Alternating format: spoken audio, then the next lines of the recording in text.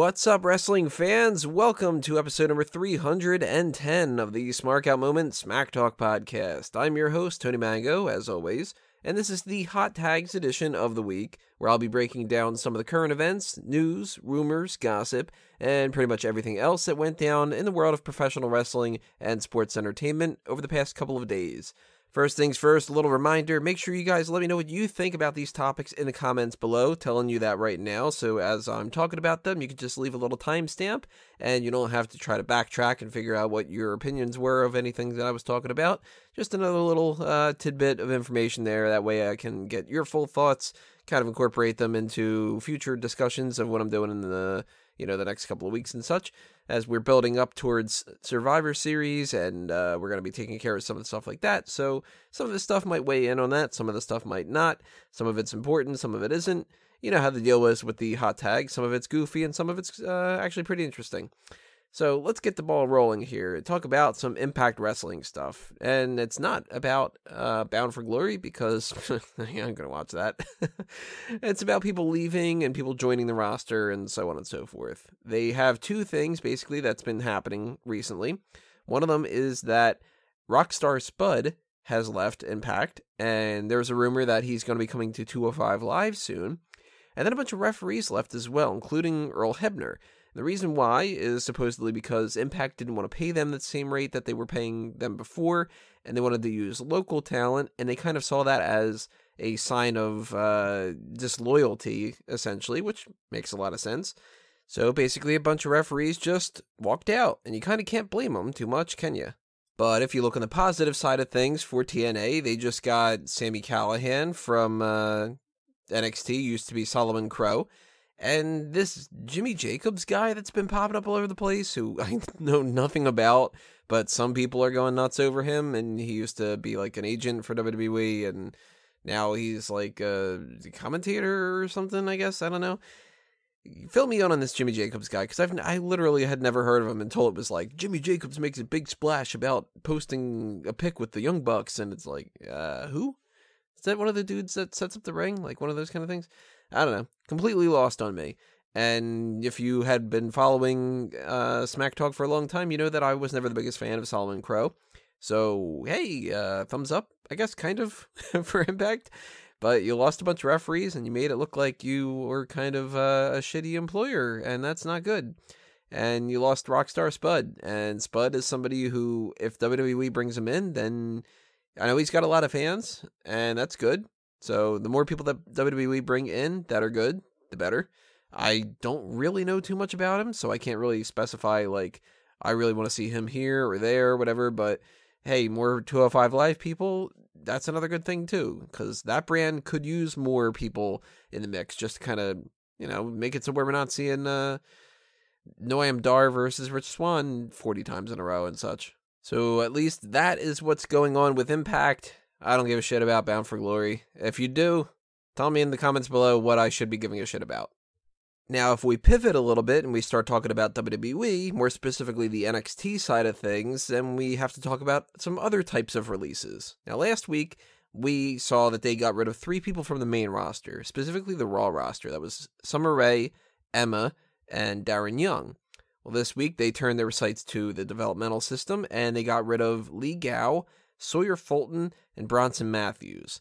Now, those are 3 names that I'm pretty sure a lot of people aren't even going to know who they are.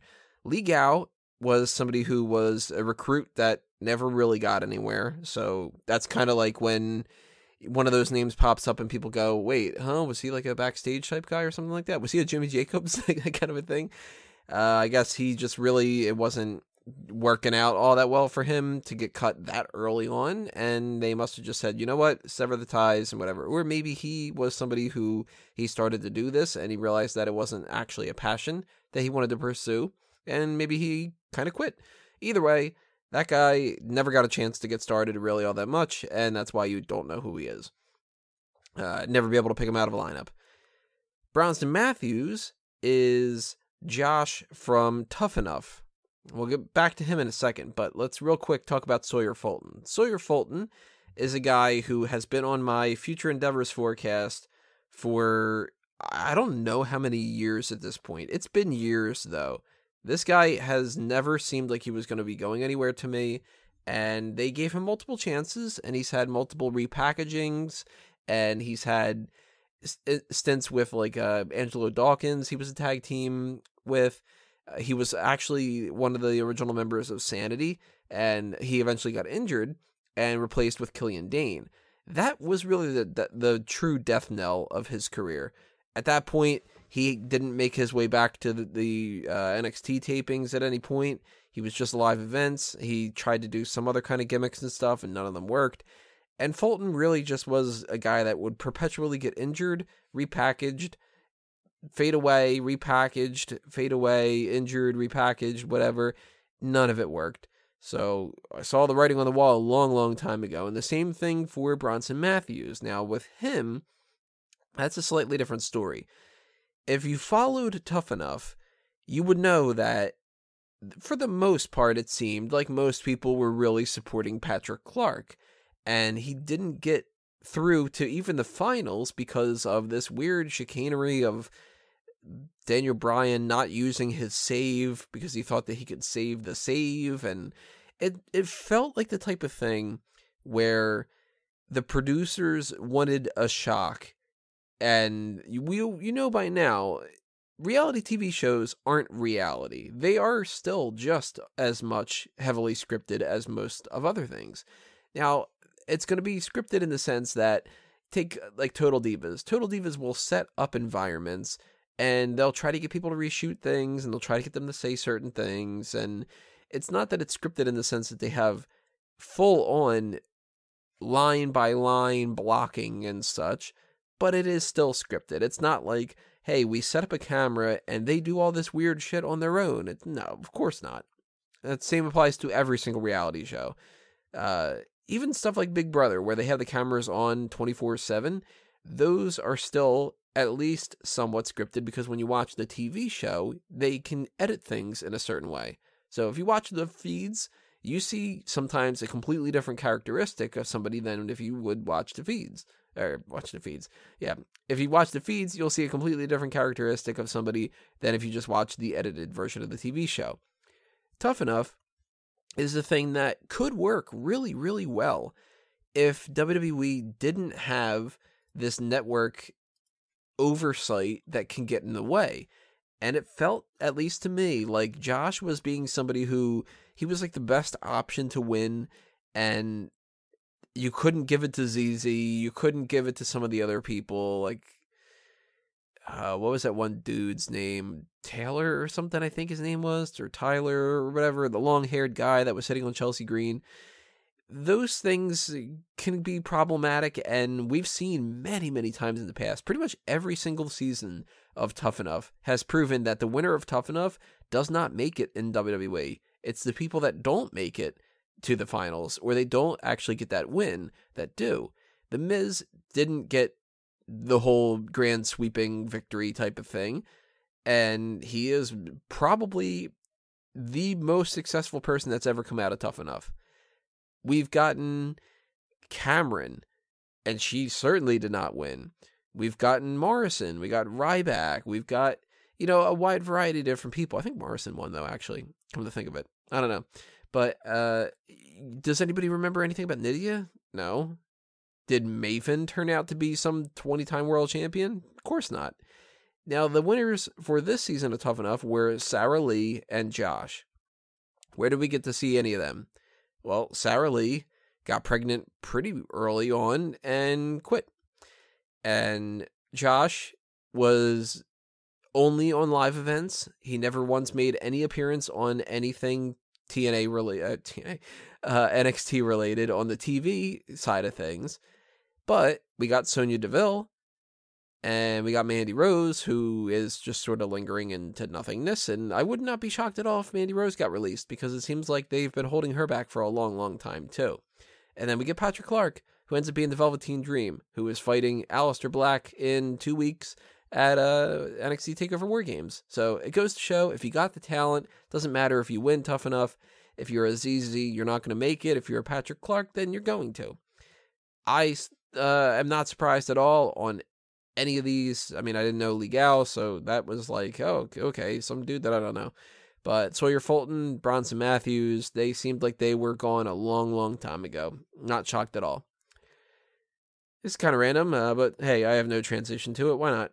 There is a possible double turn in the works for Rusev and Tye Dillinger, which they have been teasing on the live event tours, and that they might be doing in the future, maybe not. It's one of those things where you can read into this more and end up being disappointed if you wanted it to happen, or you can be somebody who just thinks that this is total bullshit and then be surprised about it. But it is a possibility because they do like to test things out on these live events and see if people are interested. We know that the Bludgeon Brothers have a little bit of flexibility now with like their entrance theme and stuff to see if that was anything weird. And we've seen heel turns and babyface turns teased, and many, many, many feuds teased on the live event tours. So Rusev and Tye Dillinger, maybe they will be actually turning. And that could happen as soon as like tomorrow. I mean, I'm recording this around midnight on technically it's Tuesday morning now that it's 12:01 a.m.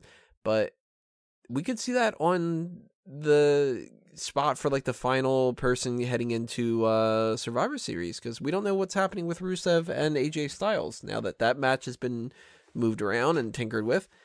So I would say pay attention to that. That's a possibility. I don't think it's the right call to make.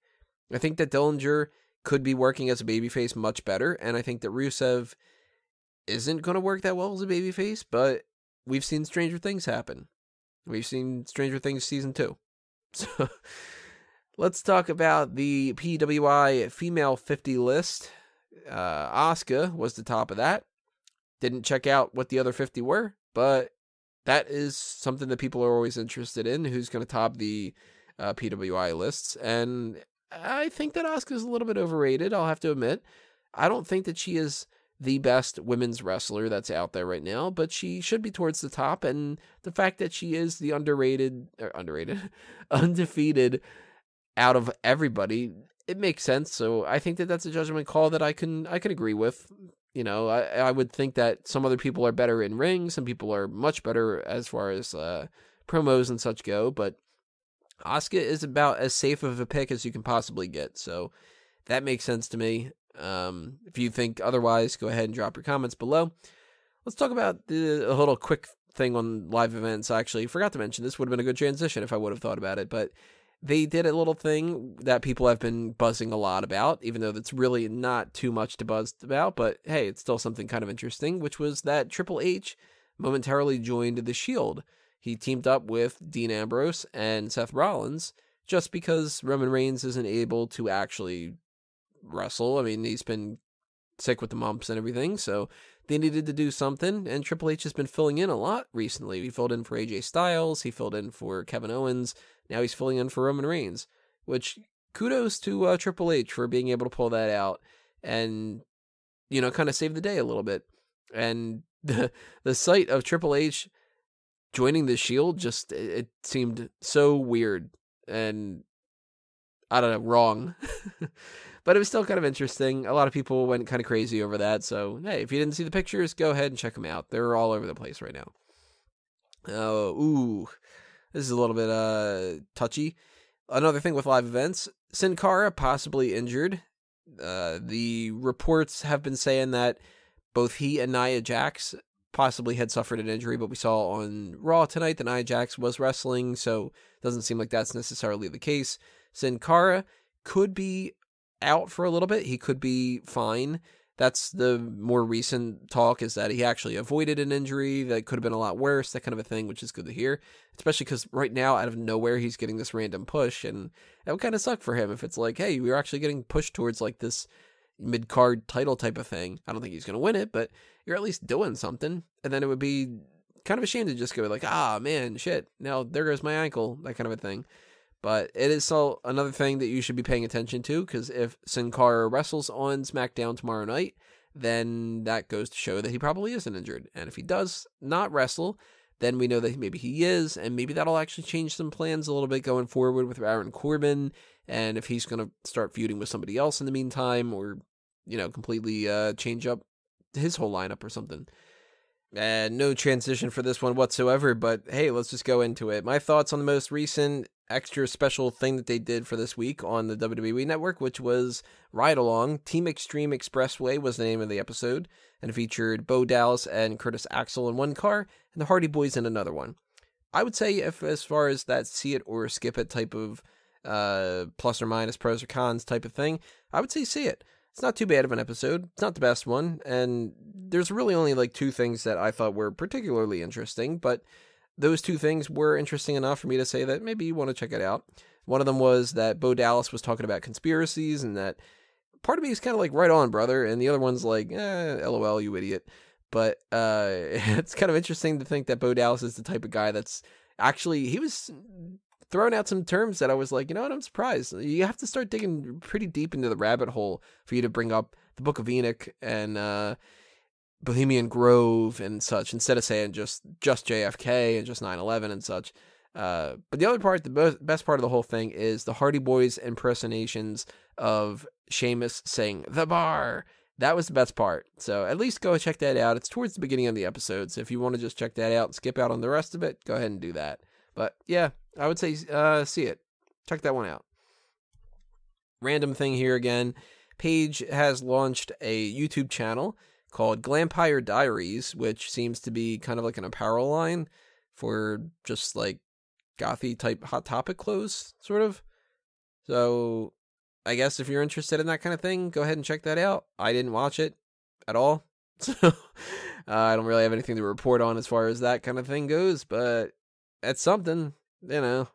Goes to show that she's got something in mind as far as the outside work from WWE. This is another one. I got to do the transition for this one. If we're talking about things that Paige does on her off time, more leaked photos of Paige came out. Not only Paige, though, we had a couple more of Maria Kanellis, and JoJo actually leaked.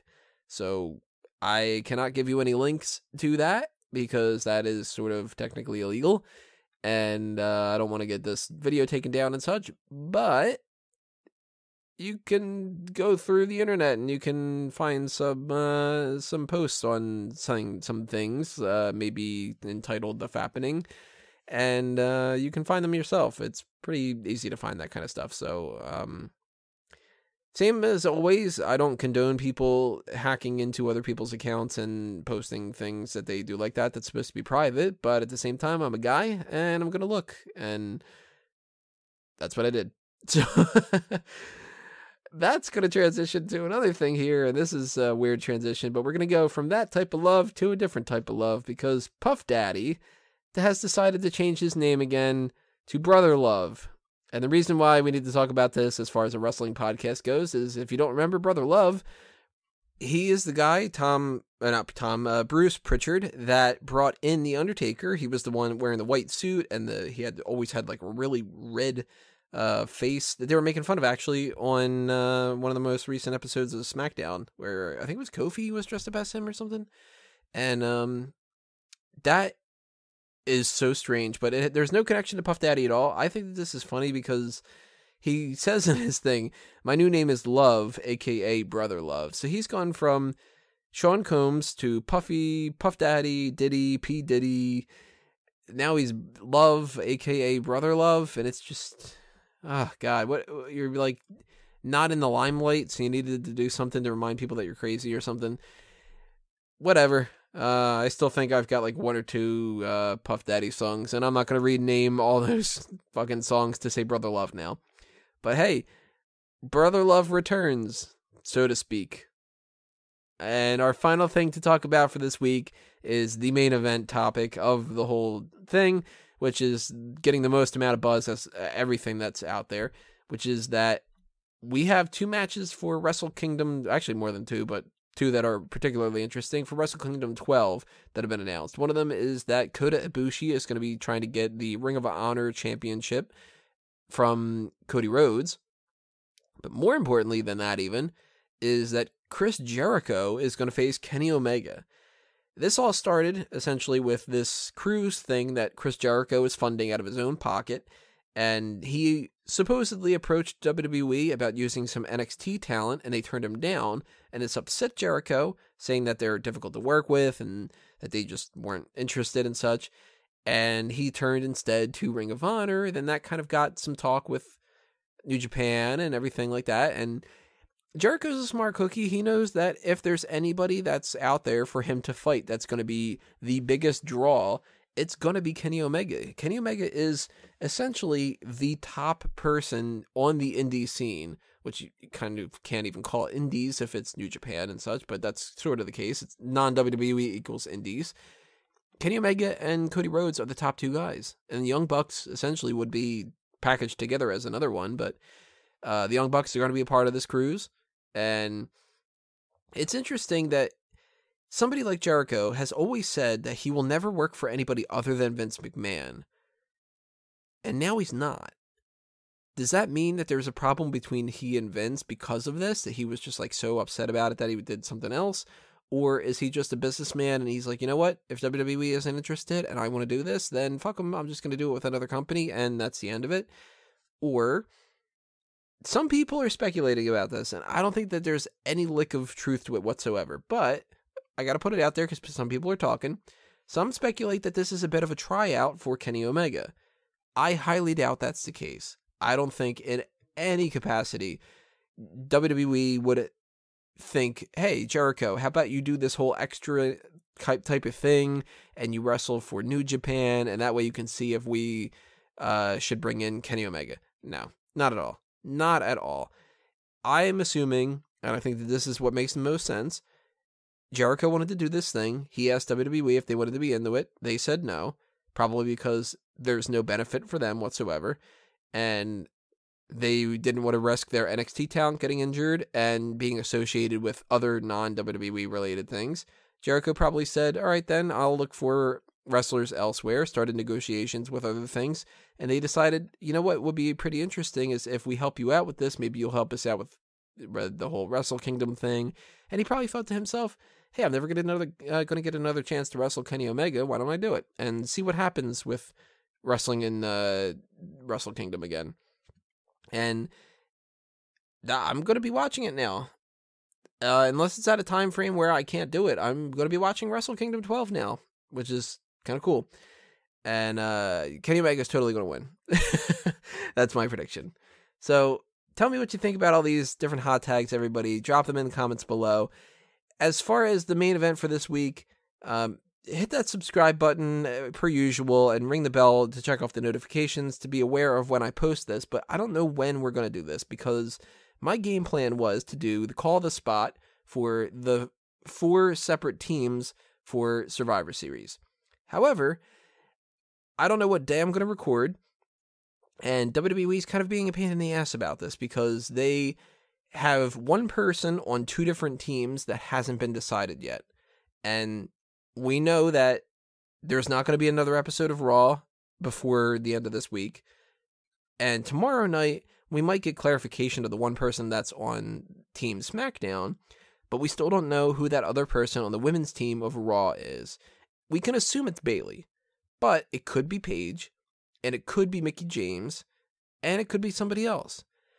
I don't think it's going to be anybody other than Bayley, and if we get to the end of the week and there's no confirmation about that whatsoever, then I'm just going to insert Bayley into the mix and assume that that's the case, probably. If you would rather me do something different than that, then, we'll figure that out and let me know. But I can't really push it to next week and insert something else into there because there's not enough time to really prepare for like a Smark announce table or something like that. And next week is going to be way too crazy because I've got, I think it's like 27 articles I have to write. And we've got to do NXT TakeOver predictions and Survivor Series predictions. And then I have to do the coverage for both. And it's just going to be insane. So I can't do an extra main event next week. Same thing when it comes to the extra person on Team SmackDown. If we don't get that, whether it's Rusev or AJ Styles or Tye Dillinger, whoever, if we don't get that confirmation, then that's going to be a little bit harder to pick because is it Styles? Is it Rusev? And we're going to have to play it by ear. So if the Survivor Series teams don't match up entirely to what the Call the Spot ends up being, so be it. My apologies. I'm doing the best that I can. WWE still hasn't even changed the graphics for Survivor Series on the website, which is kind of crazy because they're using the logo from last year and they're using the generic gray background for every picture. They haven't changed as far as when I'm recording this now. They still say that the Usos are going to fight Dean Ambrose and Seth Rollins, so they're just they're slacking on this kind of a thing, and it's going to get into the way a little bit, but we're going to do our best. Hopefully it doesn't bug you guys. If it does, deal with it. But that will be coming at some point later on this week. We will either be recording that Wednesday afternoon, Wednesday night, Tuesday afternoon, or Thursday afternoon, Thursday night, so on and so forth.